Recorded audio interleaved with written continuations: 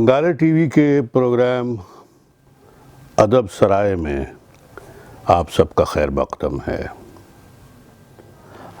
میں آپ لوگوں کے لیے اپنا ایک ترجمہ ہے وہ پیش کرنے جا رہا ہوں۔ دی موپساں فرانس کا جو افسانہ نگار ہے وہ کسی بھی حوالے سے کسی تعارف کا محتاج نہیں ہے۔ عالمی ادب میں عموماً اور یورپی ادب میں خصوصی طور پر موپساں کا بہت گہرا اثر رہا ہے اور گہرا اثر موجود ہے۔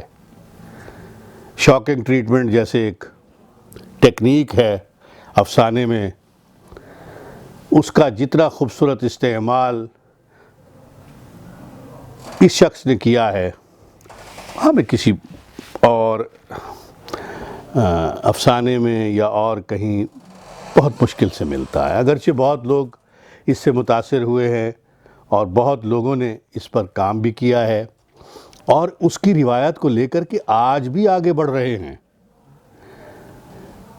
حالانکہ آج کا تخلیق کار بھی، اور جملہ معترضہ لے لیجئے گا، اسے کوئی بات نہیں ہے، آج کا تخلیق کار اور نقاد اپنی ذات کے ساتھ ساتھ ادب کی بھی بہت زیادہ تجرید کا قائل ہو چکا ہے اور نئے موضوعات کی تلاش میں وہ لایعنیت کی طرف جانے سے بالکل دریغ نہیں کر رہا آج کے دور میں۔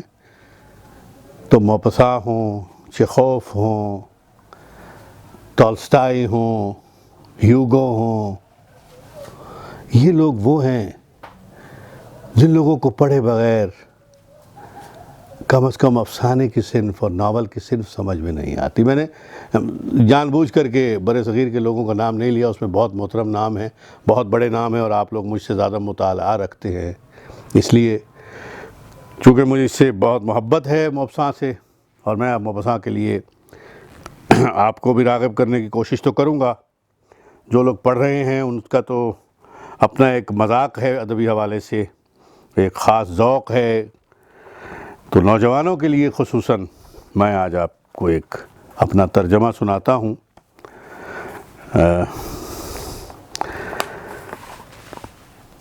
ترجمہ میں نے کیا ہے، کل 14ویں کی رات تھی۔ ملک فرانس کے کسی قصبے میں ایک پادری رہا کرتا تھا۔ اس کا نام میرائنا تھا۔ مذہبی مرتبے کی وجہ سے تمام لوگ اسے میرائنا کے نام سے پکارا کرتے تھے۔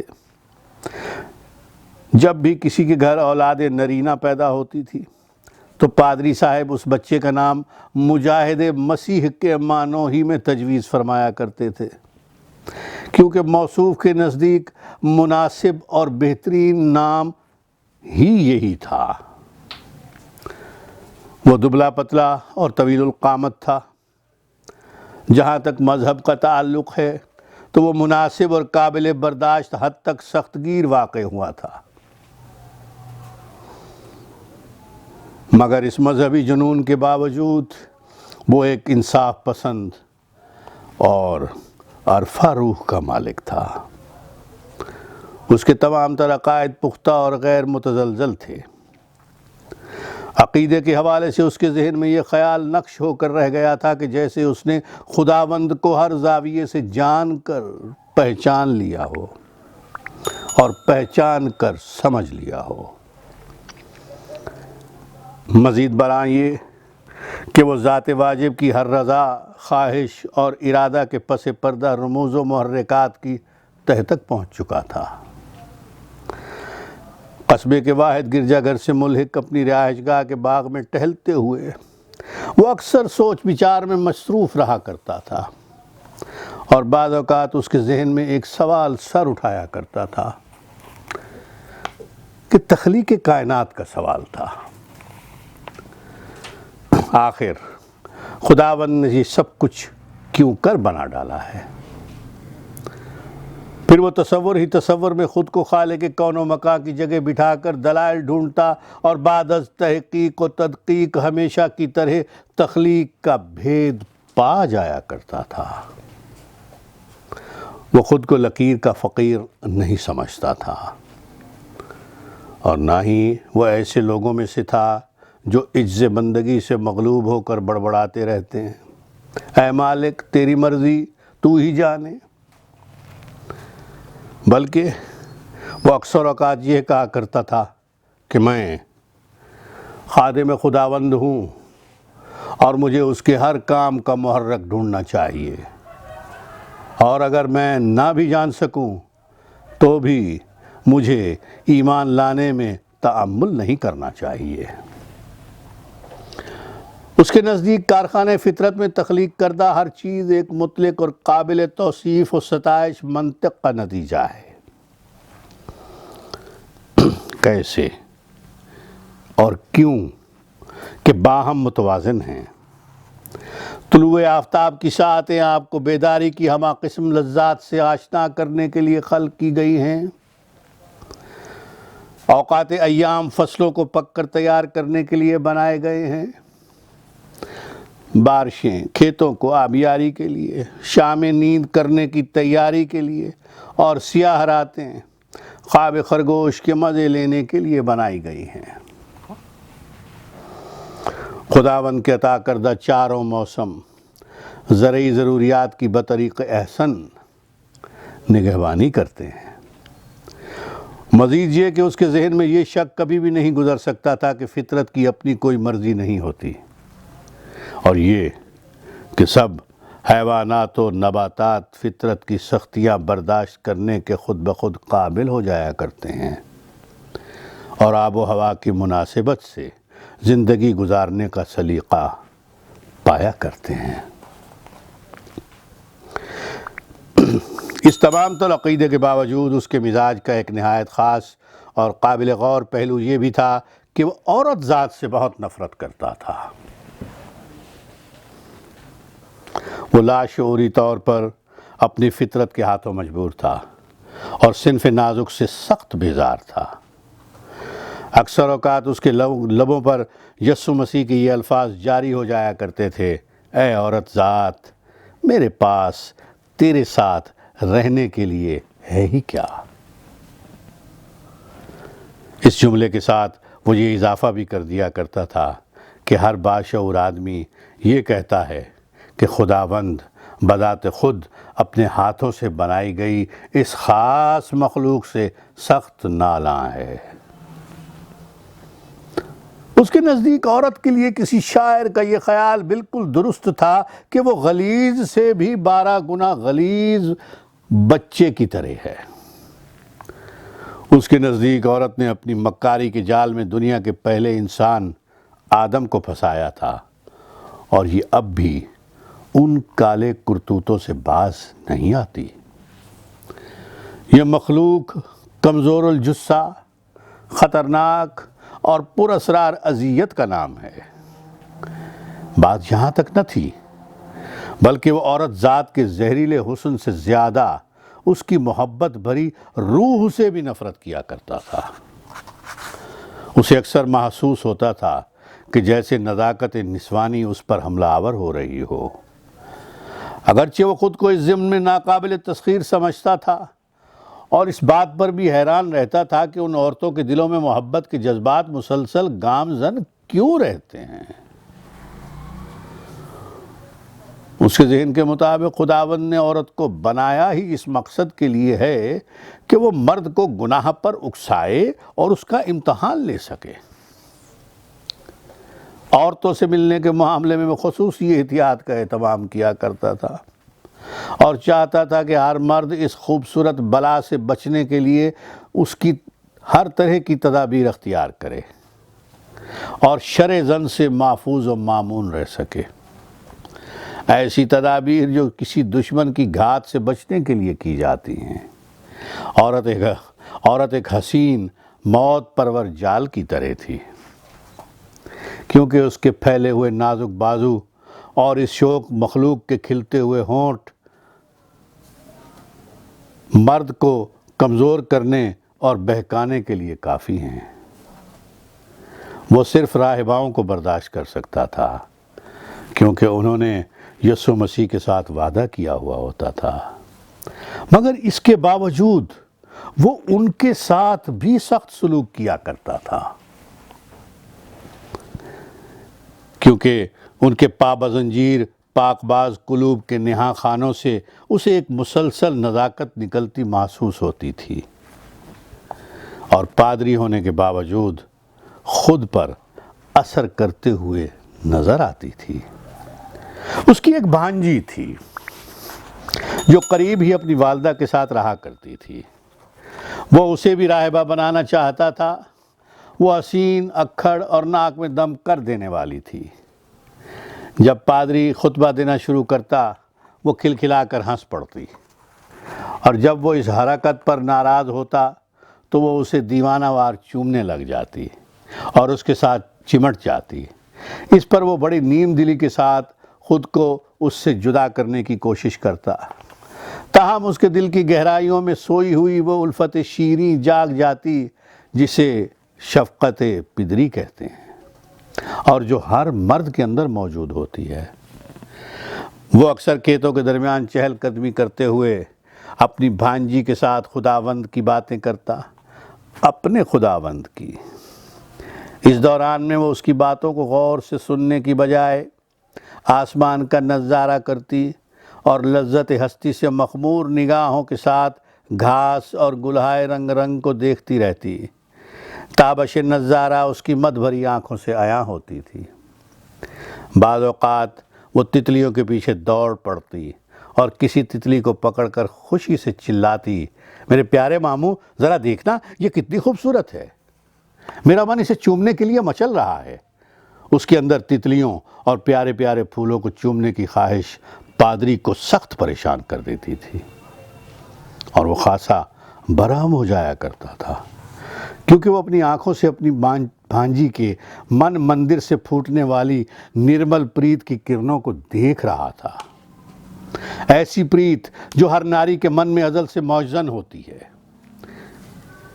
ایک روز گرجا کے تبرکات کے محافظ کی بیوی نے پادری مہرائنا کو بڑی رازداری سے بتایا کہ اس کی بھانجی کا ایک عاشق بھی ہے اور وہ اس کے ساتھ عشق کے پیچھے لڑا رہی ہے۔ اس وقت وہ شیو بنا رہا تھا، صابن اس کے چہرے پر لگا رہ گیا اور وہ غصے کے شدید جذبات سے پہلی بار دوچار ہوا۔ اس کا گلا بند ہو گیا۔ جب اس نے خود کو دوبارہ سوچنے اور بولنے کے قابل پایا تو وہ چلا اٹھا، یہ سچ نہیں ہے، تم جھوٹ بول رہی ہو۔ مگر اس کسان عورت نے اپنے دل پر ہاتھ رکھ کر قسم کھائی، اگر میں جھوٹ بولوں تو خداوند مجھے اس کی سزا دے۔ موسیو، میں سچ کہہ رہی ہوں۔ میں آپ کو بتاؤں، جیسے ہی آپ کی بہن سو جاتی ہے وہ ہر رات ڈھلے اپنے عاشق سے ملنے جایا کرتی ہے۔ وہ دونوں دریا کے کنارے ملتے رہتے ہیں۔ اگر آپ نے تصدیق کرنی ہے تو بذات خود رات 10 بجے کے بعد وہاں چلے جائیں اور اپنی آنکھوں سے دیکھ لیں۔ پادری نے اپنی ٹھوڑی کو جانا چھوڑ دی اور کمرے کے اندر تیزی سے چلنے لگ گیا۔ گہری سوچ کی حالت میں وہ یہی کیا کرتا تھا۔ جب اس نے دوبارہ شیو بنانے کی کوشش کی تو ناک سے کان تک خود کو 3 مرتبہ زخمی کر بیٹھا۔ سارا دن وہ خاموش رہا اور غصے اور طیش سے بھرا پھرتا رہا۔ ایک پادری کی توانائی کو محبت کی طاقت کا چیلنج درپیش تھا۔ مزید برآں ایک باپ، ایک استاد اور ایک محافظ ارواح کی تذلیل ہو رہی تھی۔ اس کے ساتھ فریب کیا گیا تھا، اسے لوٹ لیا گیا تھا، اور یہ سب کھلواڑ ایک بچی نے کیا تھا۔ اس نے اپنے اندر ایک انا پرست اداسی محسوس کی۔ یہ جذبہ اس وقت پیدا ہوتا ہے جب بیٹی اپنے والدین کے سامنے اعلان کر دے کہ وہ ان کی نصیحت کے باوجود اپنا شوہر ڈھونڈ چکی ہے۔ ڈنر سے فراغت کے بعد اس نے کچھ پڑھنا چاہا، مگر وہ پڑھ نہ سکا اور اس کا طیش بڑھتا گیا۔ جب 10 بج چکے تو اس نے اپنی شاہ بلوط کی لکڑی کی چھڑی اٹھائی۔ یہ چھڑی وہ عموماً بیمار پرسی کے وقت ساتھ لے جایا کرتا تھا۔ اس نے مسکراتے ہوئے وہ موٹی چھڑی اپنی توانا دیہاتی گرفت میں لی اور ہوا میں ڈرا دینے والے انداز سے دائرے بنانے لگ گیا۔ پھر اچانک اس کو اوپر اٹھایا اور ایک کرسی کی پشت پر زور سے مارا۔ کرسی دو لخت ہو گئی اور دھڑام سے فرش پر گر گئی۔ اس نے باہر جانے کے لیے دروازہ کھولا ہی تھا کہ چاند کی شاندار دل پذیر روشنی کو دیکھ کر حیران رہ گیا اور دروازے ہی پر رک گیا۔ ایسی روشنی آپ شاذ ہی دیکھتے ہیں۔ خدا نے اسے ایک عرفہ روح سے نوازا تھا، ایسی روح جو خواب بننے والے شعراء کا حصہ رہی ہوگی اور گرجا کے ابتدائی فادرز کے حصوں میں آئی ہوگی۔ اس کے غصے پر جیسے اوس پڑ گئی اور اس نے خود کو بہت ہی نرم اور ہلکا پھلکا محسوس کیا، کیونکہ زرد روح رات کا عظیم اور نکھرا ہوا کومل حسن اس کے اعصاب پر طاری ہو چکا تھا۔ شفاف اور دل نشین حسن اس کے چھوٹے سے باغ میں ایک ہی قطار میں کھڑے ہوئے پھلوں کے درختوں کی نرمیلی چمک میں نہائے ہوئے تھے۔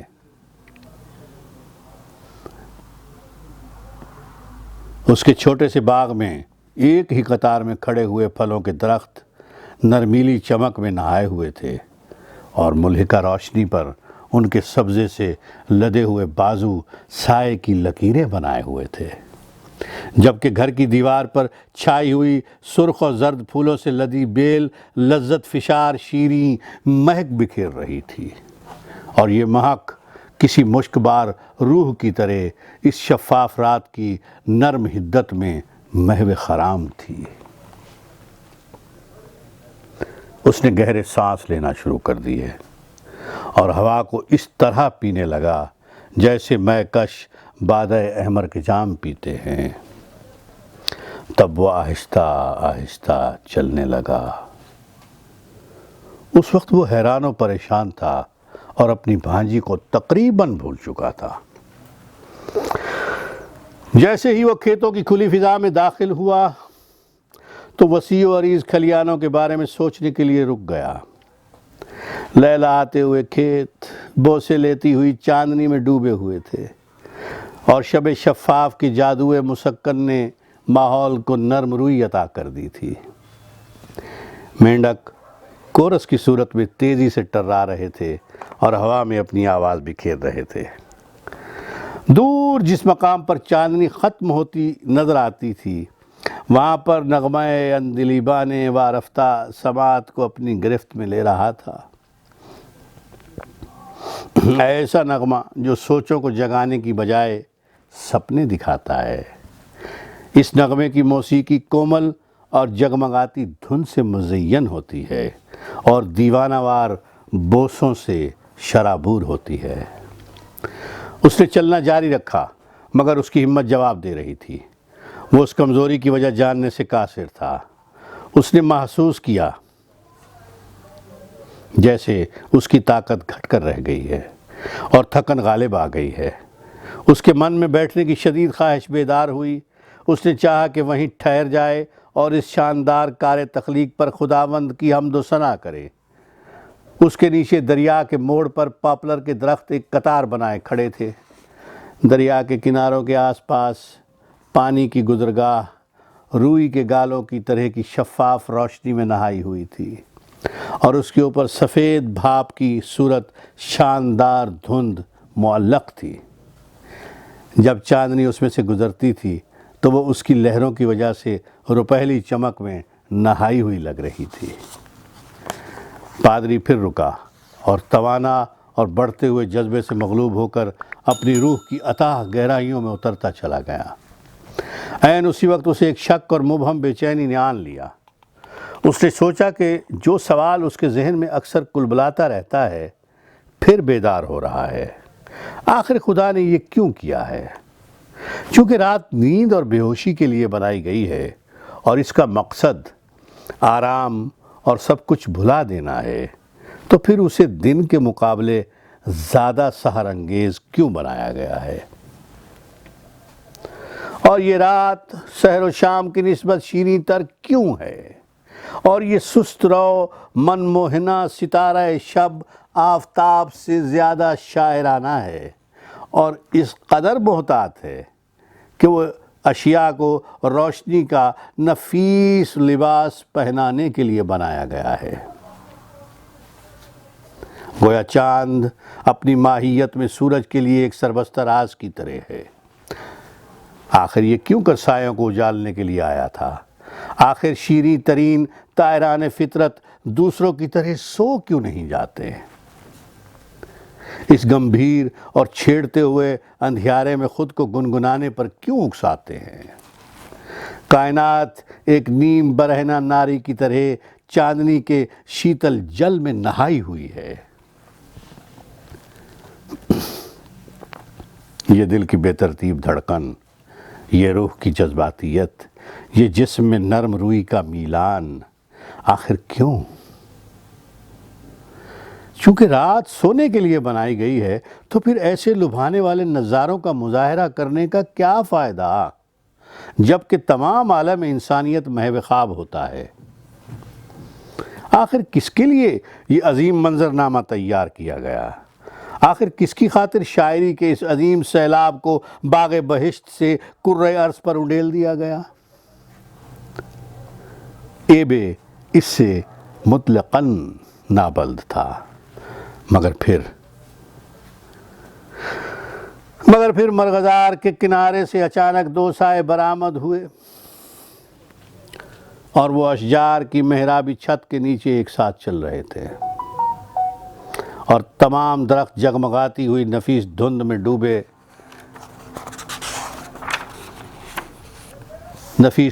ڈوبے ہوئے تھے۔ مرد مقابلتاً طویل قامت تھا اور اس نے اپنی محبوبہ کی گردن اور شانوں پر اپنا بازو دھرا ہوا تھا۔ وہ وقفوں سے اپنی محبوبہ کی پیشانی کے بوسے لیتا تھا۔